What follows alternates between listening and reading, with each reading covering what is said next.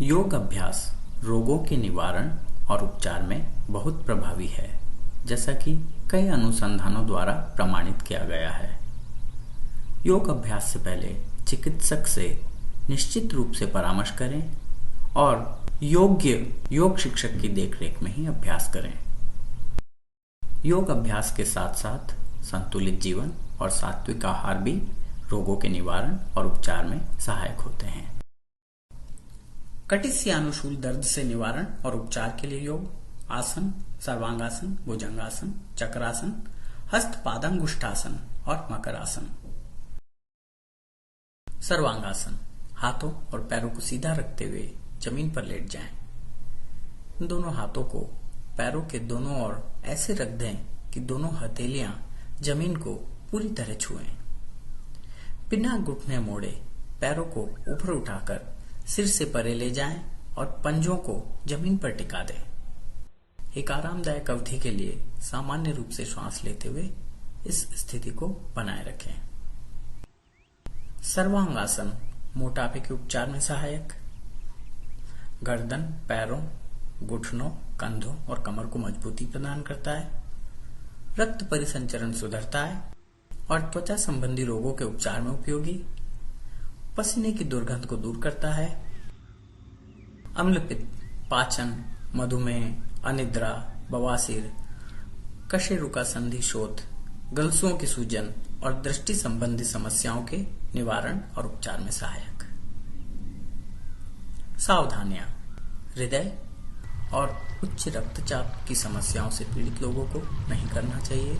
योग या दवा के माध्यम से इन बीमारियों के ठीक हो जाने के बाद वे इसका अभ्यास कर सकते हैं। अभ्यास से पहले चिकित्सक की सलाह लें और योग शिक्षक की देखरेख में ही अभ्यास करें।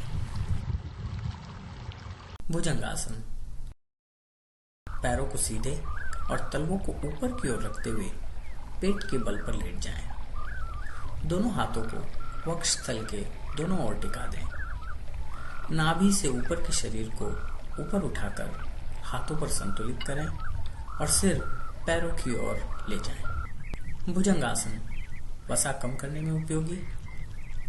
वक्षस्थल चौड़ा होता है और कमर लचीली। पेट के अंग सुदृढ़ होते हैं और पाचन तंत्र में सुधार होता है। कब्ज, पीठ दर्द, गठिया, मधुमेह, ब्रोंकाइटिस, अनिद्रा और मासिक धर्म विकार के निवारण और उपचार में सहायक। सावधानियां। व्रण और हर्निया की समस्याओं से पीड़ित लोगों को नहीं करना चाहिए। योग या दवा के माध्यम से इन बीमारियों के ठीक हो जाने के बाद वे इसका अभ्यास कर सकते हैं।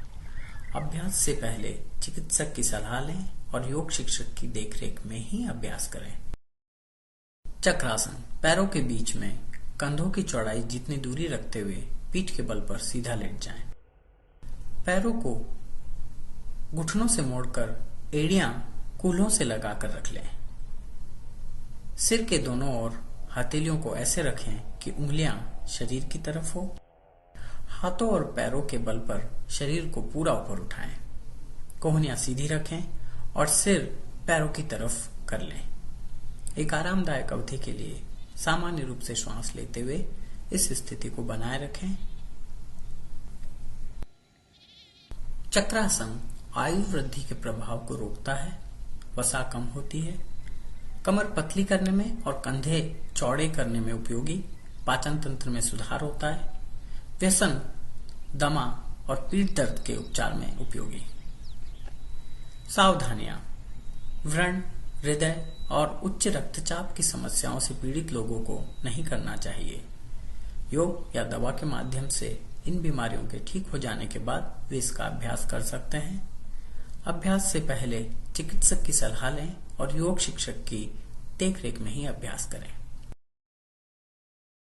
हस्तपादांगुष्ठासन, दाएं पैर पर खड़े होकर बाएं पैर को दोनों हाथों से पकड़ लें। बिना घुटने मोड़े कमर के स्तर पर आगे फैला लें और सिर को आगे झुकाकर माथे को बाएं घुटने के ऊपर लगा लें।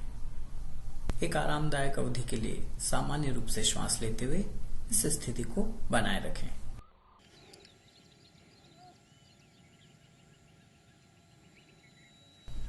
फिर दूसरी ओर पैर बदलकर इसे दोहराएं। हस्त पादांगुष्ठासन पैरों, घुटनों और कमर को मजबूती प्रदान करता है। पीठ दर्द दूर करने में उपयोगी, लंबाई बढ़ाने में भी उपयोगी।